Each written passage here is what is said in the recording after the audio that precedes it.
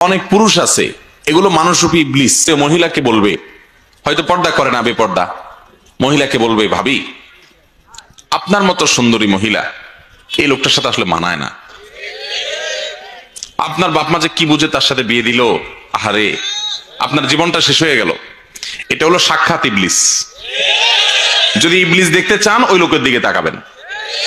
ইবলিসের সুরত হয় সে ধরছে, আর নাহলে ইবলিস তার উপরে ভর করছে, দুইটার একটা। কারণ বিয়ের পর একজন নারীকে এই কথা বলা মানে হলো তার সংসারে আগুন ধরায় দেওয়া। ঠিক একইভাবে পুরুষকেও এসে দেখেন অন্য কোন মহিলা কিংবা তার কোন পুরুষ বন্ধু দেখবেন এরকম উস্কানিমূলক কথা বলবে যে ভাই আপনার মতো রাজপুত্র ছেলে, আপনার জীবনে কত ভালো ভালো ছেলে পাওয়া যাইতো, ইস আপনার জীবনটা বহুত কষ্টে যাচ্ছে ভাই, খারাপ লাগে ভাই আপনার জন্য। এরকম এরকম ভালো মানুষ সাইজা অনেক লোক আছে কি আসে না? আপনি বুঝবেন যে এটা এক নম্বরের ইবলিস। এটা আমাকে ফুসলাচ্ছে, উস্কাচ্ছে আমার স্ত্রীর বিরুদ্ধে আমাকে। আবার কিছু আছে দেখবেন ডাহা মিথ্যা কথা বলে। কি মিথ্যা কথা জানেন?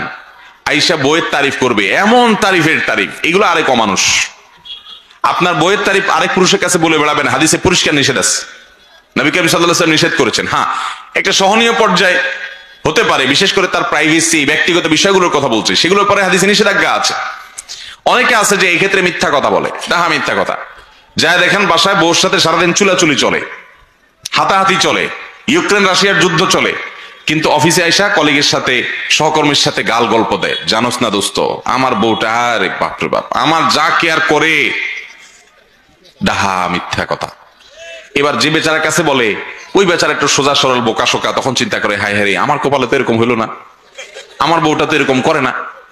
আবার ওই মহিলার কাছে দেখবেন কিছু মহিলা আছে, ইবলিস মার্কা মহিলা, আইসে মহিলাকে ফুসলাবে, বলবে কি জানেন, আরে আমার স্বামীটা কোনোদিন খালি হাতে আসে না, আমি নিষেধ করে তবু আমার খাওয়াই দেখা